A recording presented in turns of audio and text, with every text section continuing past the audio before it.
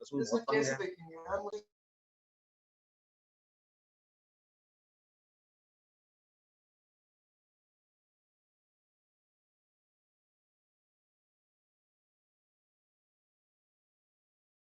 Hello sir.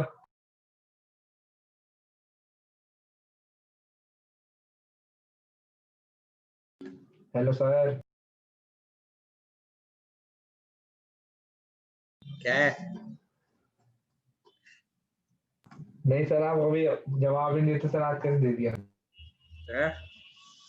आज ऐसे जवाब। सर कल टेस्ट है क्या, मतलब परसों? तुम्हें क्या लगता है? नहीं है।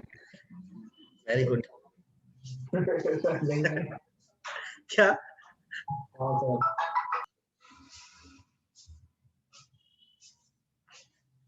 केमिस्ट्री बोलते हो, इसको अपन एनालिटिकल केमिस्ट्री बोलते हैं। उसके न्यूमेरिकल्स को सोल्व करने के लिए हमारे पास दो टेक्निक्स थी पहले। एक थी मोल कंसेप्ट, एक है इक्विवेलेंट कंसेप्ट। तो एक्चुअली मोल कंसेप्ट ना ज्यादा इजी है और उसके ना लिमिटेशंस नहीं है, उसमें केसेस ज्यादा नहीं बनते हैं, तो इसलिए ना मोल कंसेप्ट ज्यादा फेमस है as compare to equivalent concept. मतलब जो सवाल हम मोल इक्विवेलेंट कंसेप्ट से कर सकते हैं ना, वो हम मोल कंसेप्ट से भी कर सकते हैं। मतलब चाहे मुझे इक्विवेलेंट कंसेप्ट ना आए तभी भी मेरा काम चल जाएगा। सर ये क्या पढ़ा रहे हो? तो पढ़ा नहीं दिया था। ये कब पढ़ाया मैंने? नहीं पढ़ाया मैंने। चिराग, इसमें काफी चीजें बतानी है, थोड़ा सा ही पढ़ा होगा, एक बार देख ले देख ले। तो ये तो मैं आपसे नया चैप्टर है कोई? हाँ, एक नया चैप्टर है छोटा सा, इक्विवेलेंट कंसेप्ट। चैप्टर नहीं बेटे, कंसेप्ट है छोटा सा ना, अभी पता चल जाएगा। सुनो तो मेरी बात। तो मैं कह रहा हूँ किसी भी न्यूमेरिकल को सॉल्व करने के दो तरीके होते हैं, जो मोल का भी न्यूमेरिकल होता है। तो आप जो भी क्वेश्चन इक्विवेलेंट कंसेप्ट का, उसको आप हमेशा मोल से कर सकते हो। लेकिन कई बार ना आईआईटी या नीट आपसे एग्जैक्टली इक्विवेलेंट कंसेप्ट का ही पूछ लेता है, तब आपको आएगी प्रॉब्लम। उस प्रॉब्लम के लिए आपको सर नेट बेसिक स्टेबल नहीं है आपका। कंसेप्ट आना चाहिए। हाँ आपकी आवाज ठीक से नहीं आ रही। बोल भाई। सर आपका नेट स्टेबल नहीं है। यार हमारा तो स्टेबल, आराम से तो हिल भी नहीं रहा। अरे सर ठीक है, सर तो आप देखो भी लगा बात कर देते एकदम। ठीक है, तो देखो अब अभी ठीक हुआ क्या?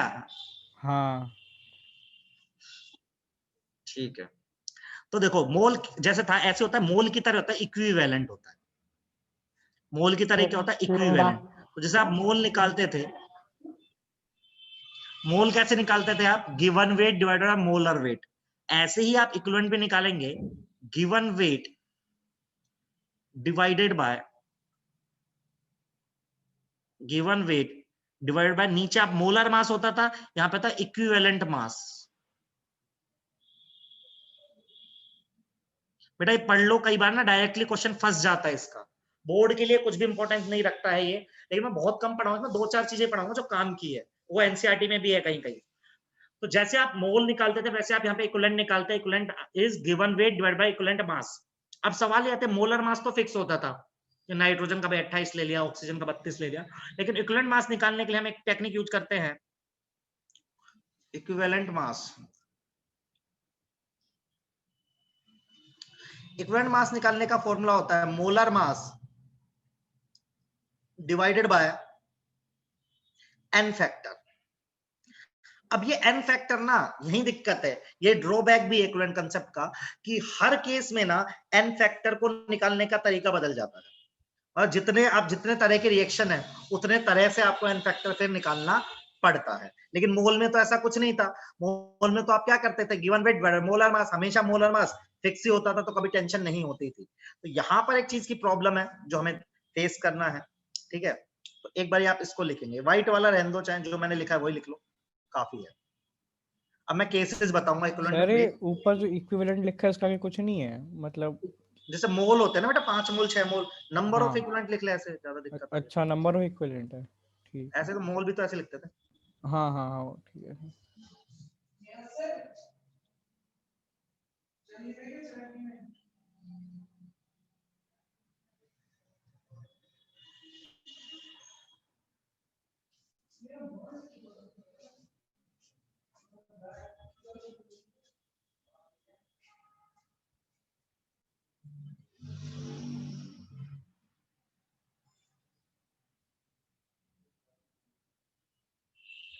तो ये चीज हमने नॉर्मेलिटी में नहीं पढ़ी, क्या ये चीज हमने नॉर्मेलिटी में नहीं पढ़ी होगी बेटा? नॉर्मेलिटी भी दोबारा पढ़ाऊंगा, हो सकता है मैंने इलेक्ट्रोकेमिस्ट्री में पढ़ाया हो। डिग्री ऑफ रैंडमनेस क्या होता है? एंट्रोपी। कोई नहीं बेटा, पढ़ लो एक बार, दोबारा पढ़ लो, कोई बात नहीं है। मुझे एक बार ही कराना तो मैंने जो सोचा है थोड़ा अलग भी है, ऐसा नहीं है सेम है। वहां मैं सिर्फ उसके रेस्पेक्ट में पढ़ा रहा था, यहाँ पे मैं उसके रेस्पेक्ट में नहीं पढ़ा रहा। नॉर्मेलिटी का फॉर्मूला नहीं है हमारा। नॉर्मेलिटी का बेटा ये फॉर्मूला नहीं, अभी आएगी नॉर्मेलिटी।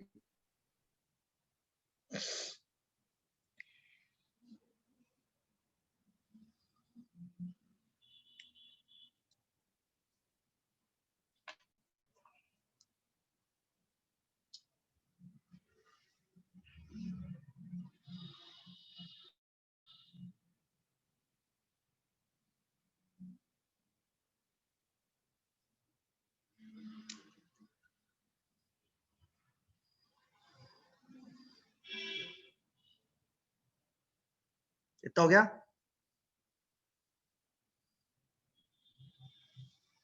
यस सर, लिख। यस सर, हो गया। चलो अब देखो, बहुत सारे केसेस है जहां पे हमें ये करना था। जैसे पहला case, valency factor for elements, ये लिखते जाएंगे। जैसे किसी भी एलिमेंट के लिए आपको वैलेंसी फैक्टर निकालना है तो उसकी वैलेंसी होता है। जैसे मान लो एल्युमिनियम लिखा हुआ है, तो एल्युमिनियम की वैलेंसी कितनी है बेटा? Al3 पॉजिटिव बनाता है ना, तो इसका एन फैक्टर कितना हो जाएगा? किसी भी एलिमेंट के लिए निकालना है तो कितना हो जाएगा? 3। वैलेंसी पता है, सोडियम है, सोडियम कितना बनाता है? Na+ बनाता है ना, तो इसका एन फैक्टर कितना हो जाएगा? बोलो सब, 1। समझ रहे हो आप? तो एलिमेंट के लिए हमेशा उसकी वैलेंसी, उसका एन फैक्टर होता है, किसी भी एलिमेंट के लिए। बात करते हैं एसिड की। एसिड के लिए हमेशा एन फैक्टर होता है number of H+, replaceable H+, मतलब याद रखना जितने आप H+ यूज कर रहे हो, जैसे मैं एसिड और मैं यदि आप मुझे H2SO4 बोला तो 2 हो जाएगा, ठीक है। लेकिन H2SO4 का यदि आप एक ही H+ यूज कर रहे होगे तो फिर 1 हो जाएगी। पर कुछ नहीं कि 1 होता, पर 100% मानते हैं। जैसे HNO3 का 1 है, जैसे H2SO4 है, कुछ नहीं गिवन है तो इसका एन फैक्टर कितना है अपने पास? 2 है बेटा। समझ रहे हो? ऐसे ही बेस में, जैसे बेस होगा तो जैसे MgOH होल ट्वाइस है, तो MgOH होल ट्वाइस के केस में जो एन फैक्टर आएगा वो कितना आएगा बेटा? 2। तो एलिमेंट के लिए उसकी वैलेंसी हमेशा उसका एन फैक्टर रहेगा। एसिड के केस में नंबर ऑफ H+, बेस के केस में नंबर ऑफ। ठीक है, ये क्लियर है सबको? ये बेटा आना चाहिए हल्का हल्का।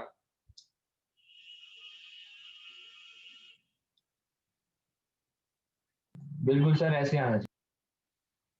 लिखो ये। सर एक बात पूछते सर, हाँ।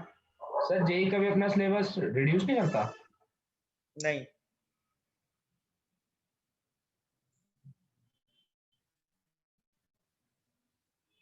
एक्चुअली दिक्कत ये नहीं है कि रिड्यूस करने की, दिक्कत ये है है। क्या तो दिक्कत है ऐसा सर? थोड़ना क्या है है कि सर? वैलेंस फैक्टर और अनफैक्टर सेम है क्या? हाँ, वैलेंसी फैक्टर और अनफैक्टर सेम है भाई। अंकल दिक्कत क्या है वो बताओ। दिक्कत ये है कि मैंने कोई चैप्टर हटा दिया लेकिन उसका लिंक तो दूसरे चैप्टर से है ना। अब मैंने आयोनिक इक्विलिब्रियम हटा दिया लेकिन इलेक्ट्रोकेमिस्ट्री में आयोनिक इक्विलिब्रियम लग जाता है, तो कहीं ना कुछ लग जाता है। तो जब ज्यादा कॉम्प्लिकेटेड सवाल बनाए जाते हैं तो लिंक उन चैप्टर्स के आपस में इंटरलिंक होता है, तो फिर कौन सा हटाए कौन सा ना हटाए, इसलिए दिक्कत आती है। परेशानी इसलिए सर वो वाला बोर्ड तो में तो हटा फिर ठीक देते है हैं भाई, जो लास्ट में जो बायोमोलिक्यूल्स पॉलीमर। वो हटा सकते हैं, वो हटा सकते हैं। और क्या, ये तो NH4 भी बकवास हमारा चैप्टर है सर, बेस कोई है, काम तो के हम नहीं है उसमें ये। कैसे पता चलेगा हमें कि क्या होगा बैलेंस? क्या बेटा, क्या बेटा, फिर से बोलो। तो जैसे NH4 जो है वो भी मेरा क्या बेस बोल रहे हो है, तो लड़की? उसमें कैसे पता? तो जो मेरा अमोनियम है और वो भी तो बेस ही NH4, है ना। तो NH4OH मानते हैं ना बेटा उसको। Ammonia is NH4OH, valence factor always 1, कोई भी अमाइन हो। अच्छा ठीक है, ठीक है। NH3 का मतलब बेटा, NH3 का मतलब, NH3 का मतलब NH4OH ही है। अब चाहे 1 डिग्री 2 डिग्री 3 डिग्री, सबका मतलब क्या है? ठीक है। सर ये एक बार आगे बताओ। ये सर जैसे H प्लस कौन कौन से रिप्लेस हो गए तो चेक करना आता है, बट सर ये OH माइनस कैसे कौन कौन से रिप्लेस हो गए कैसे करते हैं? देख, जब रिएक्शन नहीं होगी जब, तो दो ही आंसर है। क्या सर? अच्छा अच्छा, मतलब जितने उसमें है। रिएक्शन होगी जब देख लेना, रिएक्शन नहीं दे रहा, हाँ जितने OH होते हैं, और रिएक्शन में देख लेना कितने मोल यूज हो रहे हैं। अच्छा ठीक है सर। रिएक्शन का नहीं आएगा वैसे, टेंशन मत लो। आगे बढ़ूं? Yes sir. कम से कम 25 केस होते हैं, पता है आपको इन्फेक्टर के, इसलिए नहीं पढ़ता। S3PO2 का इन्फेक्टर क्या है बता, किसने स्ट्रक्चर बना देख ले बेटा। S3PO2 का स्ट्रक्चर क्या है? लड़के परेशान क्यों हो रहा है? एक आ रहा है, बता। सही है सर। कोल्डनेस क्या होता है? कोल्डनेस क्या क्या पूछ रहा है बे, ध्यान दे इधर। अब बात करते हैं सोल्ट के लिए।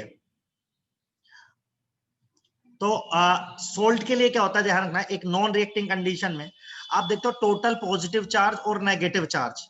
ध्यान से देखो बेटा, ये काम आएगा आपको कि जैसे मान लो Na2CO3 है, तो ये पूरा इस चाहिए ना, तो इसमें देखो जितना पॉजिटिव चार्ज होगा उतना ही क्या होगा, नेगेटिव चार्ज होगा कि नहीं होगा?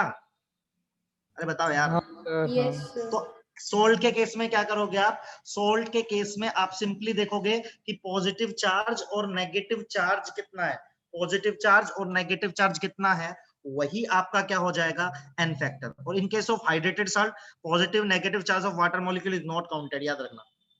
जैसे ये है FeSO4, इसमें Fe पे 2 है, SO4 पे 2 तो फिर नेगेटिव आपने है। इसकी वैलेंसी क्या बताई, 2+, 2+ दो, की 2-? कुछ भी ले ले बेटा, इक्वल है ना, पॉजिटिव चार्ज 2 है और नेगेटिव चार्ज भी 2 है, तो तुझे तो टोटल चार्ज लिखना है ना, तो इसका एन फैक्टर 2 लिखेगी। सर इनडायरेक्टली जो बड़ी वैल्यू आएगी, जैसे Na+ भी है मेरे पास और 2- भी है, तो जो बड़ी वैल्यू होगी इनडायरेक्टली वही होगी आंसर। क्या क्या क्या? नहीं, कुछ गलत बोल रही है लड़की, मैं सिंपल बोल रहा हूँ। एक सोल्ट के पास कितना पॉजिटिव चार्ज है, एक मोल के, मतलब एक मॉलिक्यूल के पास, और जितना नेगेटिव चार्ज है वही उसका एन फैक्टर है। जैसे Fe2SO4 होल थ्राइस है, तो इसमें मुझे पता है, इसको तोड़ूंगा तो मुझे पता है ट्वाइस ऑफ Fe3 पॉजिटिव मिलेगा और थ्राइस ऑफ SO4 3 नेगेटिव मिलेगा। तो टोटल चार्ज कितना है, 6 है ना। अच्छा अब ऐसे, ठीक है, मुझे हाँ लग रहा था जितना, कि 3+ होगा जो बड़ा होगा। नहीं नहीं नहीं नहीं, बड़ा नहीं बेटा, टोटल पॉजिटिव चार्ज लिखा है ना, देख, हाँ ठीक है सर। टोटल पॉजिटिव चार्ज, और जितना टोटल पॉजिटिव चार्ज उतना ही नेगेटिव चार्ज भी होगा। एग्जाम्पल भी गिवन है, चेक कर सकते हो।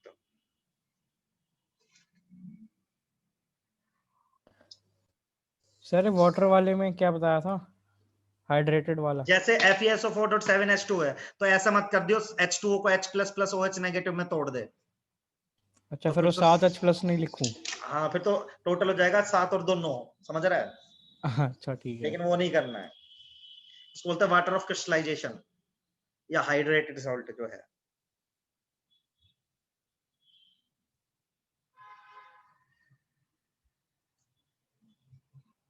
एक मिनट सर, ये नोट करना है तो। आपके मेंस में, नीट में डायरेक्ट सवाल ऐसा भी आ सकता है, the valence factor of sodium carbonate is, और 4 ऑप्शन, डायरेक्टली भी आ सकता है, आया भी है पहले, आप चेक करेंगे तो।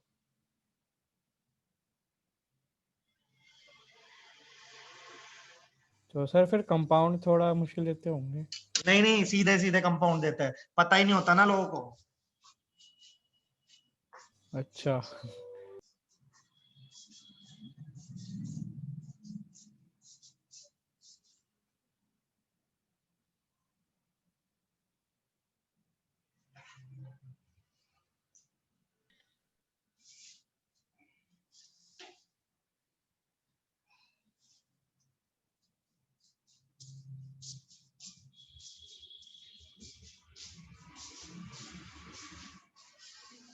सर ये लास्ट वाला कैसे किया आपने इतना? FeSO4 है ना बेटा, Fe2+ SO4 2 नेगेटिव, किया क्या, इतना तो आसान है।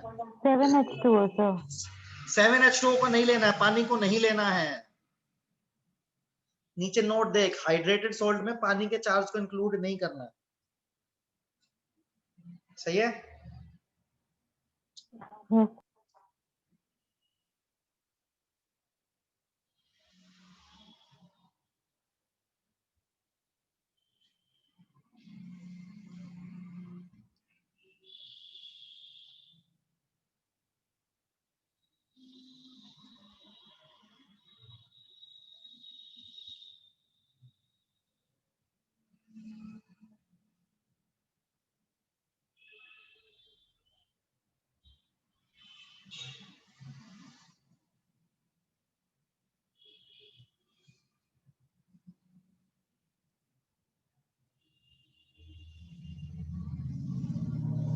सर ये तो यस सर।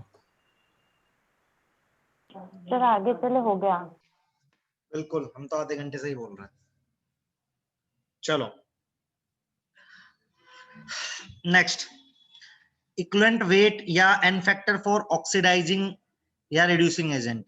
इसमें अपन चेक करते हैं कि टोटल ऑक्सीडेशन नंबर में कितना चेंज आया। समझ में आई बात? जैसे देखो मैं बताता हूँ, जैसे KMnO4 से Mn2 प्लस गया, तो KMnO4 मतलब क्या, MnO4 नेगेटिव ही है ना, ये रेडॉक्स हाँ, रिएक्शन तो सर। यही हुई है। तो ऑक्सीडेशन स्टेट का कितने का चेंज है, देख बेटा।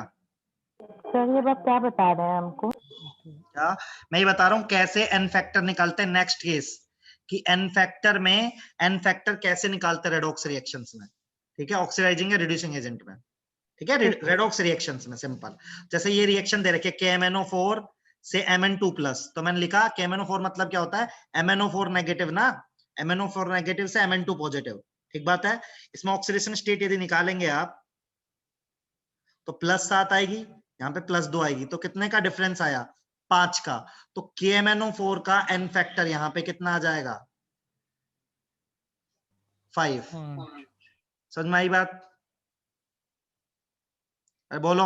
सर इसका बी पार्ट कहाँ पे है? Yes sir. कौन सा बी पार्ट है, कौन सा बी पार्ट सर है? ए पार्ट। अरे यार लिखना है, अरे वो काम का नहीं है भाई, तुम यार तुम इतना अनशन दिमाग कहाँ से लगा रहे हो। हम कह रहे हैं, हमने काट पीट के लगाया है ना, काम का वो रखा है, तो तुम पढ़ो जो पढ़ा रहे हैं। तो in case of redox change क्या करता है, valence factor total change in oxidation state पर मॉलिक्यूल। जैसे मान लो, सुनो, ये होता Cr2O7 नेगेटिव से Cr3 पॉजिटिव, इसमें क्या होता बताओ, 2x - 14 बराबर -2, तो +6, +6 से कहां गया +3, क्या होता है इन फैक्टर, बोल जल्दी। ये बहुत काम आएगा, पहले बता रहा हूँ, लिखो इसको भी। सर दूसरे वाले को चेक नहीं करेंगे क्या? इसका उसका चेक भी, करना है, दूसरे का भी S2O2 सेम ही होगा कर ना? ले। नहीं होगा सेम, कैसे होगा, हाँ, तो देख फिर तू, उसका क्यों नहीं चेक कर रहे? उसका कर ले, 1 आएगा, करके देख, मैं मना थोड़ा ना कर रहा हूँ तेरे को। अच्छा, रिक्वायरमेंट के हिसाब से देखते हैं क्या? अरे वो क्वेश्चन नहीं दिया, वो क्वेश्चन एग्जांपल में पूछा ही नहीं उसका। अच्छा ठीक है। किसी का भी निकाल सकता है, तो ऑक्सीडेशन स्टेट चेंज देख ले यार, मना नहीं कर रहा हूँ मैं। वो तो अलग अलग ही होगा, ठीक है सर, निकल जाएगा।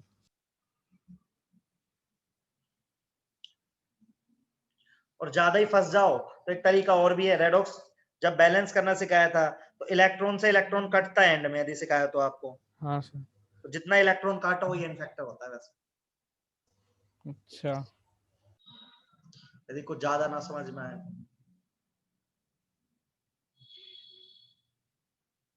सर ये मरकरी में गोल्ड डिसॉल्व हो जाता है ना? क्या? सर जो मरकरी होता है सर, उसमें गोल्ड डिसॉल्व हो जाता है ना? नहीं, सर हो जाता है सर। ये सवाल आया कहाँ से, पहली बात तो नहीं होता है वैसे तो। तो मैं देख रहा था सर कहीं यूट्यूब पे। ये मत पढ़ लेना जो मैं पढ़ा रहा हूँ, सर ये तो लिख लिया सर, लिख रहा है सर कुछ। मल्टी टैलेंटेड है सर। लिख भी लिया। अरे सर बिल्कुल। इतनी देर में तो सर मैं कोई कॉपी बैठा पेस्ट नहीं होता है कर इसके पाता। साइड में, कोई बैठा होता है इसके साइड में टीपने के लिए। एक आदमी इसके लिए लगा रखा है क्या इसने? और क्या। हाँ सर, मेरा छोटा भाई, उसकी राइटिंग अच्छी है ना। तो उससे ये होता है, उसको पढ़ने दे अपना। और छोटे भाई की जगह अपने पापा को बिठा के देख दे रहा।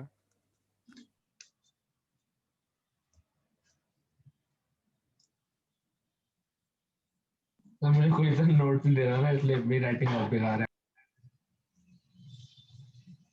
खुद ही करने हो पड़ेंगे। गया सर।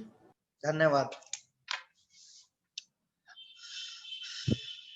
चलिए, इसके बाद जैसे मोल से कंसेप्ट आया था मोलैरिटी का, वैसे ही इक्विवेलेंट कंसेप्ट से जो आता है, कंसेप्ट आता है नॉर्मेलिटी का। ये हालांकि मैंने आपको एक बार बता दूंगा, फिर भी हम फटाफट डिस्कस कर लेते हैं। तो नॉर्मेलिटी को एन से रिप्रेजेंट किया जाता है, होता है नंबर ऑफ, जैसे वहां पता नंबर ऑफ मोल्स, यहाँ पता number of equivalent divided by volume of the solution in litre. गलती से यदि आपका number of moles, number of equivalent, यदि यहाँ पे सर ml में आ VSO क्या जाए, होता है? क्या क्या बेटा, VSO क्या सर आपने ऊपर VSO कुछ लिखा है ना?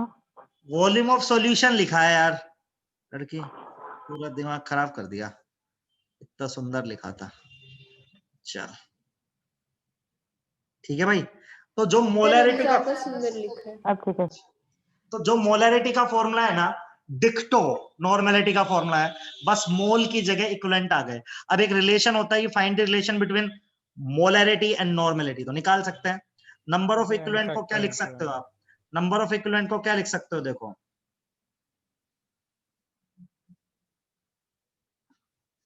क्या होता है number of equivalent? Given weight divided by equivalent weight. Equivalent क्या होता है? Molar mass divided by n factor.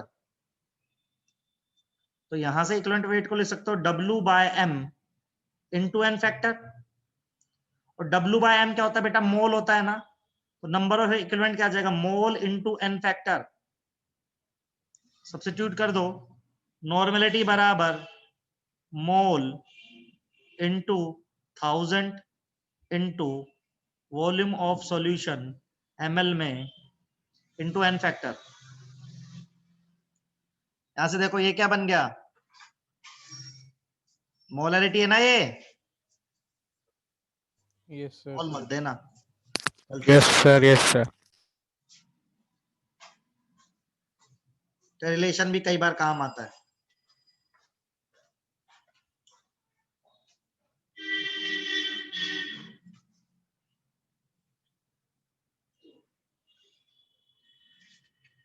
Done sir. Done, सब लिख लो एक बार फटाक से।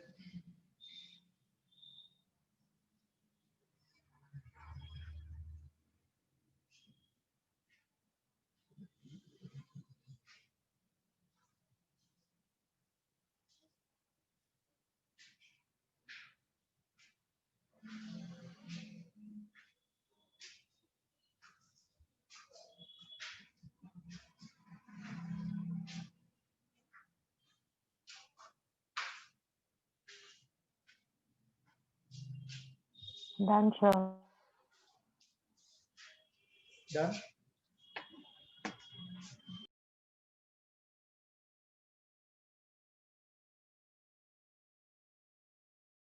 डन।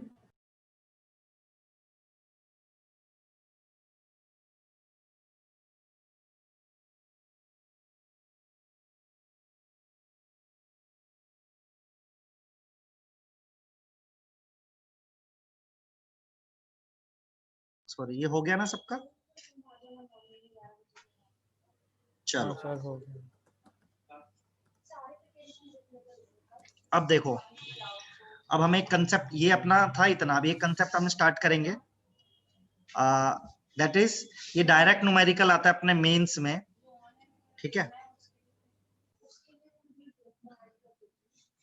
होता क्या है, अपने पास कोई भी नीट सैंपल वाले को होता है। करना है, क्या? नीट को करना है। सबको करना है, ये आता है, नीट में भी आता है, ठीक है, सब में आता है। तो एक सीधा न्यूमेरिकल होता है। हम क्या करते हैं कि परसेंटेज निकालते हैं, कितना क्लोरीन अवेलेबल है हमारे सैंपल में, ठीक है। जैसे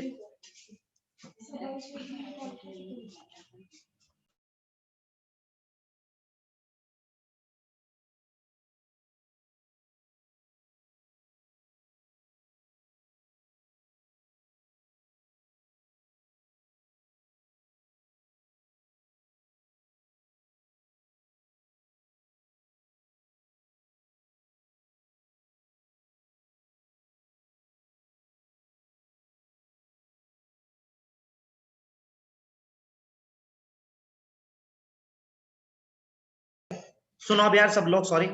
हाँ, तो मैं आपसे क्या कह रहा था कि आपको ना ये न्यूमेरिकल डायरेक्टली आएगा। क्या होता है इस न्यूमेरिकल में, हम क्या करते हैं, हम कोई भी सैंपल है ब्लीचिंग पाउडर का, उसके अंदर कितने परसेंटेज में क्लोरीन अवेलेबल है, जैसे न्यूमेरिकल भी मैंने नीचे दिया है। ऐसा आएगा देखो, 355 gram sample of bleaching powder suspended in H2O was treated with enough acetic acid and KI solution. Iodine thus liberated required इतना solution for titration, calculate the percentage available chlorine. आपको समझ नहीं आएगा, सवाल पढ़ के करना क्या है, हम उसका आपको मेथड बता रहे हैं। क्या करना होता है इसमें, देखो इसमें क्या करते हैं, सब पहले ध्यान से सुनना जो मैं बता रहा हूँ। इसमें 3 रिएक्शन सीरीज में चलाते हैं अपन। तो हमारे पास ये है ब्लीचिंग पाउडर, हम ब्लीचिंग पाउडर में डालते हैं एसिटिक एसिड। क्या डालते हैं हम ब्लीचिंग पाउडर में? एसिटिक एसिड, जिसकी वजह से क्लोरीन गैस प्रोड्यूस होती है हमारे पास, ठीक है। अब इस क्लोरीन गैस का एस्टिमेशन चाहिए मुझे। अभी आप डायरेक्ट समझो इसको मोल का क्वेश्चन, किसका क्वेश्चन समझो आप, मोल का सवाल समझो। ठीक है कि एक बार बताओ सब लोग, क्या आप CaCl2 के मोल से क्या इसके मोल निकाल लोगे Cl2 के? चलो बोलो हाँ या ना। हाँ बैलेंस रिएक्शन है बे, है ना। हाँ सर। yes sir. अच्छा लेकिन हमको ना क्लोरीन डायरेक्टली नहीं मिलती, हमको क्लोरीन ऐसे ऐसे दिखेगी थोड़ी ना जा रही है, तो हमें ना इंडिकेटर यूज करते हैं क्लोरीन की। हम क्या करते हैं, क्लोरीन को पहले Ki के साथ रिएक्ट करवाते हैं, Ki बनने से I2 लिबरेट होता है। I2 को एक सॉल्यूशन होता है हाइपो, जिसको बोलते हैं हाइपो, उसमें स्टार्च एज इंडिकेटर डालते हैं और फिर हमारा कलर चेंज हो जाता है हमारे इंडिकेटर का, तो हमें पता चल जाता है रिएक्शन कब रुक गई है। भाई क्लोरीन कितनी निकलेगी ये तो नहीं पता चलेगा ना मुझे। एक बात बताओ, आपने ऐसे ब्लीचिंग पाउडर पानी में फेंक दिया, ये थोड़ा बता दो भाई 5 मोल क्लोरीन निकल गई, ऐसा बता दोगे क्या? नहीं ऐसे नहीं पता चलेगा ना हवा में। तो हम क्या करते हैं, वो जो गैस निकली है उसको आयोडीन क्या एक साथ रिएक्शन कराते हैं, I2 लिबरेट होती है। I2 लिबरेट को हम लेते हैं हाइपो सोल्यूशन में, वहां उसका टाइट्रेशन मतलब एक इंडिकेटर होता है, टाइट्रेशन करते हैं, कलर चेंज होता है तो पता चल जाता है। ठीक है। अच्छा एक बात बताओ, अब सुनो, मेरे को किसके मोल निकालने हैं, अब ध्यान से सुनना, मुझे ना इसके मोल पता होते हैं। किसके मोल पता होते हैं, Na2H2O3 मुझे पता होता है मैंने कितने मोल डाले हैं मेरे पास खुद का, ये नॉन, जैसे मैं बताता हूँ सुनो। टाइट्रेशन का मतलब क्या होता है पहले सुनो, टाइट्रेशन पता है क्या आपको? yes sir. Yes sir. तो देखो और एक एक्सपेरिमेंट अननोन करते हैं, वो सॉल्यूशन होता कलर है, पिंक कलर गायब हो जाता है। अननोन सॉल्यूशन की मोलैरिटी निकालते हैं बाय नॉन सॉल्यूशन। कैसे, बहुत ही आसान है, देखो यार। अब आप देखो, मान लो ये रिएक्शन I2, आप ये रिएक्शन देख रही है I2 प्लस हाइपो वाली। Yes sir. अब मुझे थोड़ा टाइम लगेगा इसको समझाने में, थोड़ा टफ है ये। सर ये थोड़ा Na2SO2O3 का इन लोगों ने N फैक्टर ये VF फैक्टर कैसे निकाला, अभी मतलब N? बता रहे सब बता रहे, 2 मिनट रुक जा लड़की, अभी मैंने कुछ बोला ही नहीं, रुक तो जा। अब देखो अभी मेरी बात सुनना, ये नॉन सॉल्यूशन है, क्या है मेरा, ये नॉन सॉल्यूशन है, इसके बारे में पता है मुझे, तो इसके मोल भी पता होंगे मुझे। Yes sir. इसके मोल पता, अब मान लो मुझे पता चल जाए कि इसके 5 मोल कंज्यूम हुए, कितने मोल कंज्यूम हुए इसके, 5, तो I2 के कितने मोल होंगे कोई बताएगा मुझे? 5 थप्पड़ मारूंगा, इसे 10 देख, 10 10 फिर थप्पड़ मारूंगा, 2 से 1, 2 से 1 तो 5 से कितना, 2.5। 2.5 अरे बताओ यार, समझे या नहीं समझे यार? हाँ आ गया सर, मैं ये नॉन रिएक्ट कर रही सॉल्यूशन है, ये नॉन सॉल्यूशन है। नॉन सॉल्यूशन मतलब इसके मोल पता है मुझे, तो मुझे ये पता है टाइट्रेशन से कि मेरे कितने मोल खर्च हुए रिएक्शन जब खत्म हुई। तो यदि मुझे इसके मोल पता है, लेट्स से 5 मोल खर्च हुए, तो यहां से किसके मोल आ जाएंगे, आयोडीन के मोल आ जाएंगे, बोलो। हाँ Yes, सर। आयोडीन के मोल हाँ आ गए, तो आयोडीन से किसके मोल आ जाएंगे, आपके क्लोरीन के। यही तो हमारा काम है। हाँ वो हो गया। अब देखो कैसे, अब इसकी कैलकुलेशन समझते हैं, फिर फॉर्मूला याद कर लेंगे। तो लिखा हुआ है एंड पॉइंट क्या होता है, जब दोनों खत्म हो गए, जो हमारा जितना आयोडीन आया था, एंड पॉइंट का मतलब होता है जितना आयोडीन आया इस रिएक्शन से वो पूरा का पूरा खत्म हो गया। ठीक है, तो हमने मोलरिटी मानी हाइपो सॉल्यूशन की M, क्या मानी मैंने, M, और वॉल्यूम माना V, कितना माना V। तो हाइपो के मोल कितने हो जाएंगे बताओ, हाइपो मोल, हाइपो के मोल कितना हो जाएगा लड़के बोल, M इंटू V। हाँ सर। अरे नहीं समझे, मोलरिटी क्या होता है भाई, मोल बाय वॉल्यूम। समझ गए सर। अरे सर हमने कहा क्या हाइपो होता के मोल जो रिएक्शन में कंज्यूम हो रहे हैं वो कितने हैं, M इंटू V। तो आयोडीन के कितने मोल होंगे, इसके 2 से इसका बनता है है? 1, 2 से डिवाइड कर बिल्कुल इसका हाफ। मजा आ गया। ये किसके मोल आ गए, आयोडीन, आयोडीन आयोडीन के। अब जितने मोल आयोडीन के उतने मोल तो किसके हो गए, क्लोरीन, तो क्लोरीन क्लोरीन के मोल कितने आ गए। मास कैसे MV/2। आएगा बोल बेटा, MV/2 मास कैसे सर आएगा क्या, क्लोरीन को, क्लोरीन का मास MV/2 है ना, क्लोरीन का मास कैसे निकालेगा, तो इसका 71 मोलर से मास से मल्टीप्लाई कर दे, मल्टीप्लाई कर दो। है ना। और वॉल्यूम यदि तूने ml में ले रखा है तो उसको 10 की पावर -3 से मल्टीप्लाई भी करना पड़ेगा। सही है। हाँ ये हाँ देखो अभी ये समझ में आया कि नहीं आया, सबको बताओ। हाँ आ गया सर। देखो, यार क्लोरीन का एक 35.5 होता है। हाँ एक अच्छा Cl का 35.5 होता है ना, तो Cl2 है तो 71 हो गया।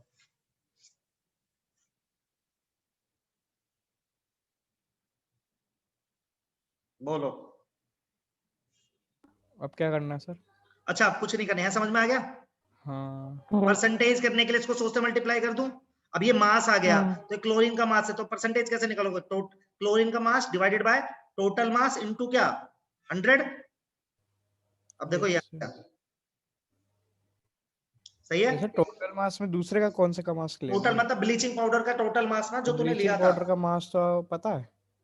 वो तो मान लो तूने 5 किलो ब्लीचिंग पाउडर डाला, तो ये तो पता लगाना चाहता है उसमें कितनी क्लोरीन निकलेगी, अच्छा तो वही तो निकाल रहा हूँ। इसे मेरे को लगा वो जिसके टाइट्रेशन कर रहे हो ना नहीं नहीं उसका ही नहीं, ये पता है। डब्लू ब्लीचिंग पाउडर का मास है। 5 किलो में से इतनी क्लोरीन का, इतना क्लोरीन का मास है, 5 किलो इसका नहीं मास सर है इनटू डब्ल्यू 100। तो अच्छा ठीक है ब्लीचिंग का है ना ठीक है। तो एक फॉर्मूला बन गया आपके सामने। 71 क्या है बेटा? क्लोरीन का मोलर मास है। मैं फिर से बता रहा हूँ भाई, देखो मेरी बात सुनो सब लोग। सबसे पहले मैंने टाइट्रेशन करके ये पता लगाया कि हाइपो के कितने मोल खत्म हुए। तो हाइपो के मोल आए मेरे m इंटू वी।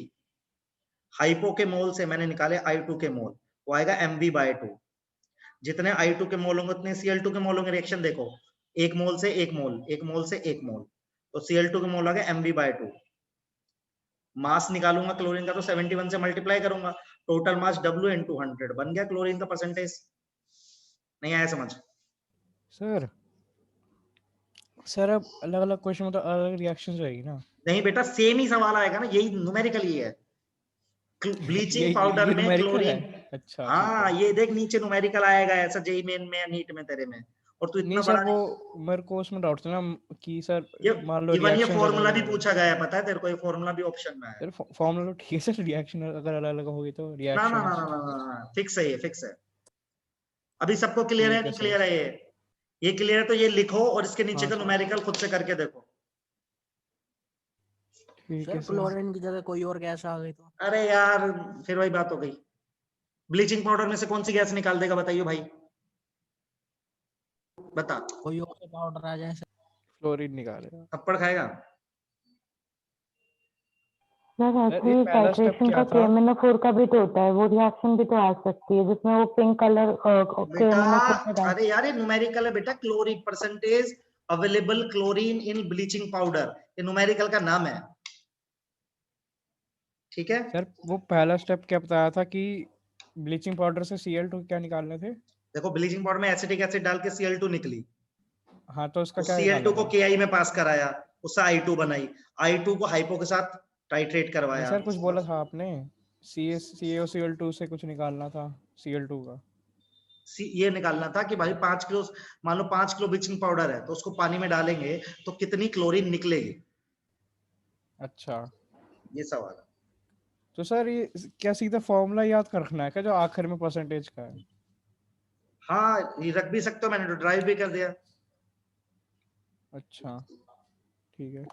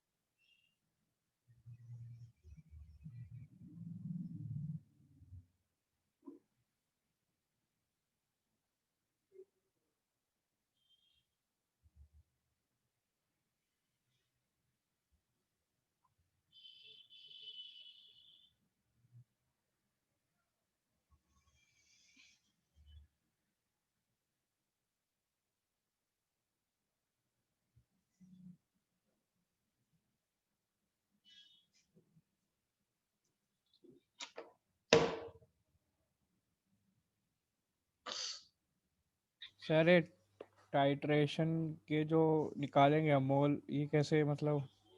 ये होता है जैसे इंडिकेटर का कलर बदलेगा ना तो हम उधर ही रुक हाँ तो जाएंगे। सर मैं भी सर जैसे अब आपने कहा टाइट्रेशन करनी है इसकी, हाँ तो सर वही तो पूछ रहा हूँ मैं इसके फिर निकालेंगे कैसे? आपने mv/2 तो निकाल दिया, कुछ m नहीं, की देख वैल्यू एक कैसे डब्बा होगा निकालेंगे? जिसमें आयोडीन पहले से पड़ी होगी, तो बूंद बूंद बूंद बूंद हाइपो सॉल्यूशन डाल रहा होगा, ऊपर से डाल रहा है डाल रहा है डाल रहा है, जैसे ही कलर चेंज हुआ रुक जाएगा, तो पता चल जाएगा ना कितना डाला वॉल्यूम।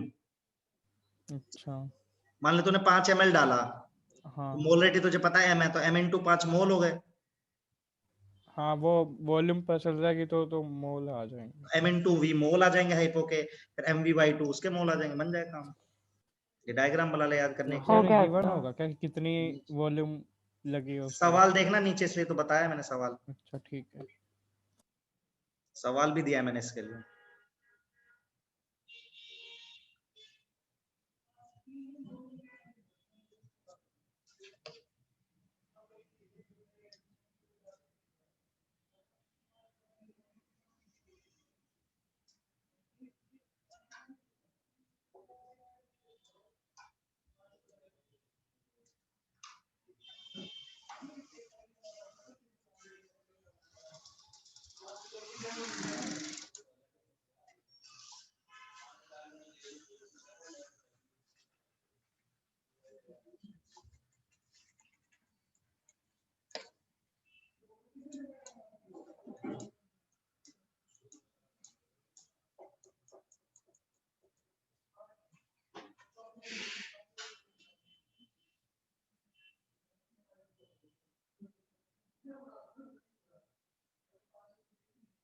न्यूमेरिकल करके देख लो सब लोग।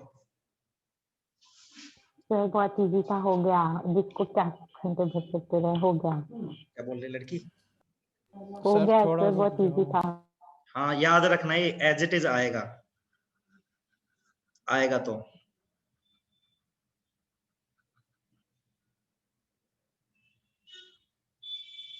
इसके आगे भी सर आज नोट्स डाले कितनी थे। क्लास लंबी है? बस एक चीज और पढ़ानी है, कितनी देर इनकी? 5 मिनट, 5-6 मिनट, 6 बजे छोड़ दूंगा मैक्स। ठीक है। अगली क्लास होगी आपकी स्टीरियो केमिस्ट्री की, ठीक है? ठीक है। सर ये खत्म हो गया? हाँ बेटा, ये छोटे से चीज होती हैं बस, मतलब अभी खत्म नहीं हुआ। एक चीज और पढ़ाऊंगा, हार्डनेस ऑफ वाटर करके, और स्ट्रेंथ ऑफ H2O2, दो, उसमें भी एक फॉर्मूला याद करना है आपको। छोटी छोटी चीजें ही हैं, पर ये कई बार डायरेक्टली पूछी जाती है। अब मैं विद रिस्पेक्ट टू IIT पढ़ा रहा हूँ ना, या नीट पढ़ा रहा हूँ, बोर्ड नहीं पढ़ा, न्यूमेरिकल है, सिंपल सा। कई बार इक्विवेलेंट वेट निकालने को आ जाता है।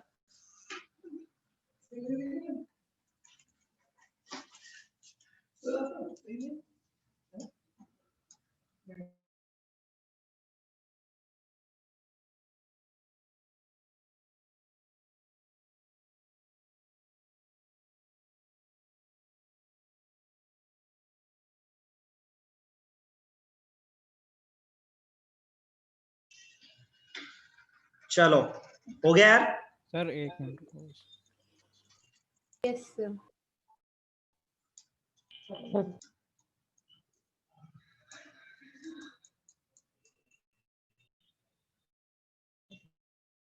ठीक है ये हटा रहा हूँ, ठीक है? मुझे एक चीज, एक जगह से एक चीज कॉपी पेस्ट करनी है, 2 मिनट दे दो, वो मैं करना भूल गया, मुझे लगा इतना आप कर नहीं पाओगे।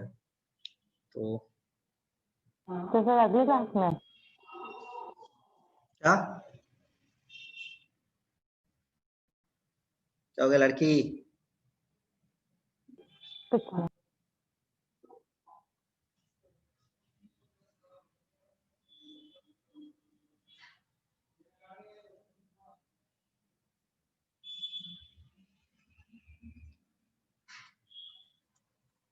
तो 2 छोटे छोटे न्यूमेरिकल्स हो रहे हैं, 2 क्या 3, ये तो एडवांस में ही आएगा, तो इसको तो मैं बस, ठीक, ओके। तो बस 2 छोटे छोटे न्यूमेरिकल्स हो रहे हैं, आपको डायरेक्टली फॉर्मूला याद रखना है बस, उनके डेरिवेशन या कुछ बहुत ज्यादा। स्ट्रेंथ समझते हो? स्ट्रेंथ मोलरिटी टाइप की चीज होती है, स्ट्रेंथ देखा जाए तो एक क्वेश्चन होता है मोलरिटी ऑफ H2O2, ये याद करके रखना, मैं लिख देता हूं इसको। मोलरिटी ऑफ H2O2 कभी कभी आ जाता है, पिछले साल ही सवाल आया मेंस में। तो volume strength of H2O2 divide by 11.2, ये एक इंपॉर्टेंट फॉर्मूला है जो आपको याद रखना है। वॉल्यूम स्ट्रेंथ मतलब परसेंटेज V बाय V, ठीक है? तो M of H2, molarity of H2O2 is equal to volume strength of H2O2 11.2। ये ड्राइव नहीं करेंगे अपन, ठीक है? ड्राइव करने की भी जरूरत नहीं है अपन को। आप ये हमेशा याद रखेंगे फॉर्मूला, ठीक है। एक तो ये लिख लीजिए कॉपी के अंदर सबसे पहले, ठीक है, लिखो फटाक से। दूसरा स्ट्रेंथ, ग्राम पर एमएल में आता है। क्या था?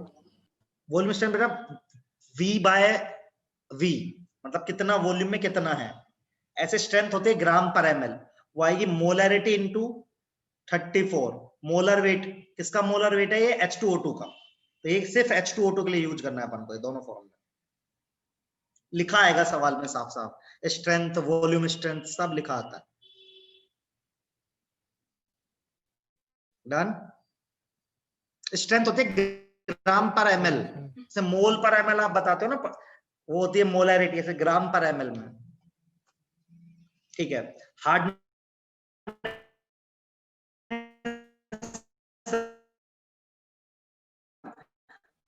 तो साबुन डालोगे तो झाग नहीं आएगा। तो दो तरह की हार्डनेस होती है, ये भी आपसे पूछा जा सकता है। ये केमिस्ट्री इन एवरीडे लाइफ का सवाल है वैसे तो, लेकिन हम यहाँ पे ले रहे हैं इसको। तो एक होती है टेम्परेरी हार्डनेस, एक होती है परमानेंट। तो जेई आपसे या नीट आपसे पूछ सकता है कि टेम्परेरी हार्डनेस किसके कारण आती है, तो आती है बाइकार्बोनेट ऑफ कैल्शियम और मैग्नीशियम। और परमानेंट किसके कारण आती है? Chloride and sulphate. तो टेम्परेरी वालों को हटाया जा सकता है और उनको हटाया नहीं सकता, तो ये भी लिख लो आप फटाफट। और हार्डनेस इन पीपीएम, ये फॉर्मूला लिख लेना, बहुत छोटा सा है। कितना CaCO3 का मास है, टोटल मास इनटू 10^6। ये आपने, मेरे को लगता है छोटी क्लास में पढ़ा है क्या? कोई पढ़ा है? बॉइलिंग करने से निकल जाता है, स्लेक लाइम से डालने से CO2 निकल जाता है, वॉशिंग सोडा डालने से आयन एक्सचेंज, ये सब है, यस सर। ठीक है। तो इसकी चाहे स्क्रीनशॉट ले लो सब लोग, इसको अपनी कॉपी में लिख लेना आराम से, अभी लिखना चाहते हो तो लिख लो वैसे तो ये लिख सकते हो आप। और एक चीज और है जो यार जनरली एडवांस में पूछी जाती है, ये अब चाहे तो नीट वाले मत लिखो, स्ट्रेंथ ऑफ ओलियम। ये ओलियम क्या है सर? ओलियम बे यार, H2 मर क्यों नहीं गए सुनने से पहले? H2O7 क्या है इसमें? कल ही पढ़ा है। Oleum pyro sulphuric acid H2H2O7 contact process. अच्छा वो सर ये तो नीचे वाला लिख लो एज इट इज। सर ये कॉपी कर लिया, क्लास फिनिश की, आगे और भी कुछ है? बिल्कुल जा सकते हो लड़के तुम, एकदम। Thank you. आईआईटी वाले जितने बच्चे हैं वो स्ट्रेंथ ऑफ वॉल्यूम लिख लेंगे एज इट इज। सर ये एडवांस का ही है, जेई मेंस का? एडवांस का है बेटा ये। अच्छा दोनों? नहीं, ऊपर वाला तो मेंस वेंस में ही आ जाता है, वो तो नीचे वाला स्ट्रेंथ ये एज इट इज लिख लेना। इसमें सब कुछ एक्सप्लेन्ड है, ये का ये फॉर्मूला लगाना होता है 80 divided by 80 into Y minus 1/18। याद रखना वाई क्या है, सब गिवन है उसमें। ये परसेंटेज है क्या? हाँ स्ट्रेंथ है ओलियम की, परसेंटेज ही है। अच्छा ठीक है। ये इसका डेरिवेशन नहीं करूंगा, इसका डेरिवेशन भी होता है, वो मैं नहीं कर रहा हूँ। नहीं सर, ये प्योरली एडवांस में ही आ सकता है, मतलब मैं आपसे इसका आया भी है, चेक करना न्यूमेरिकल, सेम ही फॉर्मूला लगाना होता है, कुछ नहीं करना ऊपर नीचे।